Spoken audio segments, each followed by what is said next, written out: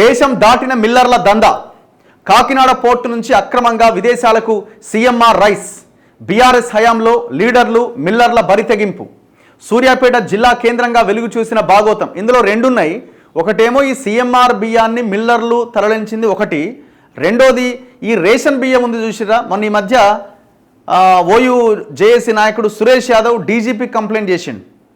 100 కోట్ల రూపాయలు ప్రజలకి వెళ్ళిన రేషన్ బియ్యాన్ని కొని 5 రూపాయలకు 10 రూపాయలకు కొని వాటిని వేరే రాష్ట్రానికి తరలించారు. ఎక్కడికి తరలించరు?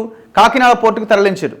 ఇందులో సూర్యాపేట జిల్లా కేంద్రంగా జగదీష్ రెడ్డి మనుషుల యొక్క హస్తం ఉందన్నది బయట బాగా ప్రచారం జరుగుతున్నది. దీని మీద మరి గవర్నమెంట్ ఇంతవరకు ఏం యాక్షన్ తీసుకుంటున్నది?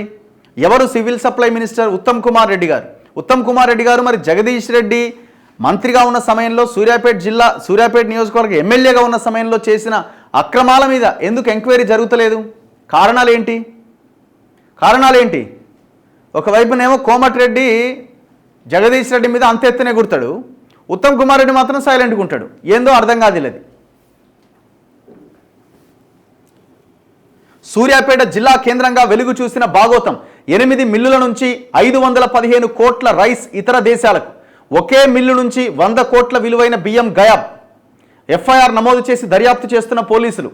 దాదాపు 8 రైస్ మిల్లుల నుంచి 500 కోట్లు ఇతర దేశాలకు పోయిందట. ఒకే ఒక్క మిల్లు నుంచి 100 కోట్ల బియ్యం గయాబైనాయట. ఒకే ఒక్క మిల్లు నుంచి ఎఫ్ఐఆర్ నమోదు చేసిరట. మిల్లర్ల నిర్వాకంతో 9.5 సంవత్సరాల్లో దాదాపు 11,000 కోట్ల ధాన్యం పెండింగ్. 58,000 కోట్ల అప్పుల్లో సివిల్ సప్లైస్ శాఖ. ఇప్పటికే ఆర్ఆర్ యాక్ట్ అంటే రెవెన్యూ రికవరీ యాక్ట్, క్రిమినల్ కేసులతో 1,281 కోట్లు రికవరీ. కోర్టుల నుంచి స్టేలు తెచ్చుకుంటూ సవాల్ విసురుతున్న అక్రమార్కులు.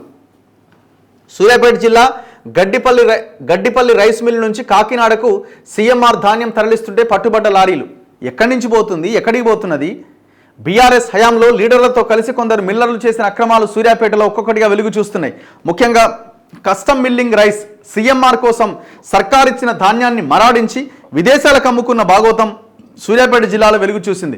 8 మిల్లులు 515 కోట్ల విలువైన 1,40,000 టన్నుల బియ్యాన్ని అక్రమంగా కాకినాడ పోర్టు ద్వారా విదేశాలకు అమ్ముకోగా ఇందులో ఒకే మిల్లు నుంచి దాదాపుగా 100 కోట్ల విలువైన బియ్యం తరలించడం కలకలం రేపుతున్నది. సివిల్ సప్లైస్ ఆఫీసర్ల ఫిర్యాదుతో అక్రమార్కులపైన కేసులు నమోదు చేసిన పోలీసులు పలువురు మిల్లర్లు, వ్యాపారులను అదుపులోకి తీసుకొని విచారణ చేస్తున్నారు. ఎంక్వైరీలో రోజుకో భాగోతం బయటపడుతున్నది. ఈయన జగదీష్ రెడ్డి ఇంతెత్తుకు ఎగురుతూ ఉంటాడు. దీని మీద ఎందుకో మాట్లాడవు? ఎందుకు దీని మీద వాయిస్ రాదు నీకు? అంటే తెలంగాణ బియ్యం విదేశాలకు పోతున్నది. ఎంత దారుణమైన వ్యవహారం చూడండి.